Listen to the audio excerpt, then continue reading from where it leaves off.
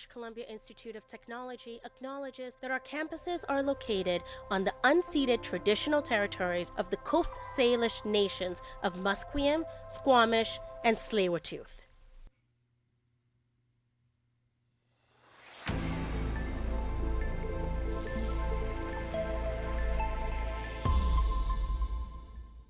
Good afternoon, my name is Joe McHugh, and here are your 12:30 p.m. BCIT News headlines. Starting off in BC with the province's announcement of a new medical school at Simon Fraser University. Applications are currently being accepted. According to the BC government, it's the first new medical school Western Canada has seen in decades. Premier David Eby announced today that instruction at the school will begin at an interim location next summer. He also noted that a permanent site at Surrey's city centre has been secured. The Premier says the school is part of the province's ongoing efforts to improve healthcare by addressing BC's need for more primary care physicians. The initial class of 48 students will start at SFU's existing campus in Surrey, while construction of the permanent structure begins late next year. The facility is expected to be ready for classes by fall of 2030. The estimated cost of the new medical school is at $520 million, with the province stating that the cost will be shared between the government and the university. The Canadian Food Inspection Agency has recalled raw pistachios it says were distributed in British Columbia. It says the product by IND Foods was recalled due to the possibility of salmonella contamination. The agency says the pistachios in question were sold between July 31st and October 12th at the Sabzi Mandi supermarket in Burnaby. They say people should not consume, use, sell, serve, or distribute any recalled products. They go on to encourage anyone who believes they got sick after consuming the product to contact a healthcare provider.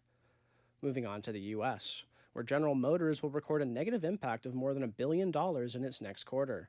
This is in light of the Trump administration's decision to axe tax incentives for electric vehicles and relax the rules governing emission standards. General Motors now says that changes in its electric vehicle strategy will result in $1.6 billion in losses. In a regulatory filing, the company says that's driven by a drop in the value of factories and machinery used to make EVs, as well as the cancellation of supplier contracts. A GM executive recently told a JP Morgan conference that its EV lineup remains unprofitable, but they now have the scale to start bringing costs down.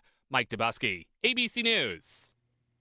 President Donald Trump says the U.S. has struck another small boat he accuses of carrying drugs in the waters off Venezuela. The Republican president said today in a social media post, 6 people aboard the vessel were killed in the strike, and no U.S. forces were harmed. It's the 5th deadly strike in the Caribbean as the Trump administration asserts it's treating alleged drug traffickers as unlawful combatants who must be met with military force. Frustration with the administration has been growing on Capitol Hill among member Democrats and Republicans. Some Republicans want more information from the White House on the legal justification and details of the strikes. Democrats contend the strikes violate U.S. and international law. In a speech to the National Association of Business Economics, U.S. Federal Reserve Board Chairman Jerome Powell says a sharp slowdown in hiring is posing a growing risk to the U.S. economy. Rising downside risks to employment have shifted our assessment of the balance of risks. As a result, we judged it appropriate to take another step toward a more neutral policy stance at our September meeting. There is no risk-free path for policy as we navigate the tension between our employment and inflation goals. This challenge was evident in the dispersion of committee participants' projections at the September meeting. And I'll stress again that these projections should be understood as representing a range of potential outcomes. Actor Alec Baldwin and his younger brother Stephen escaped injury when their vehicle struck a tree in New York. The actor said he was driving his wife's Range Rover in East Hampton on Monday when he was cut off by a garbage truck, quote, the size of a whale.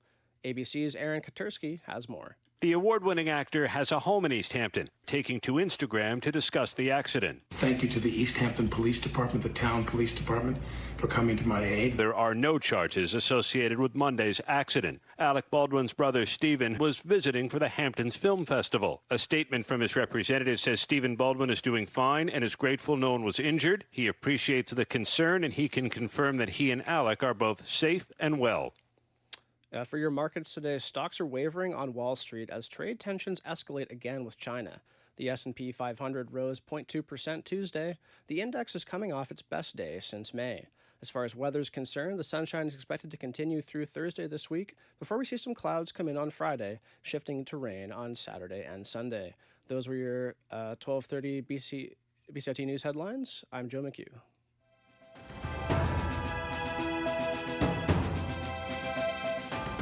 Stay tuned for more on BCIT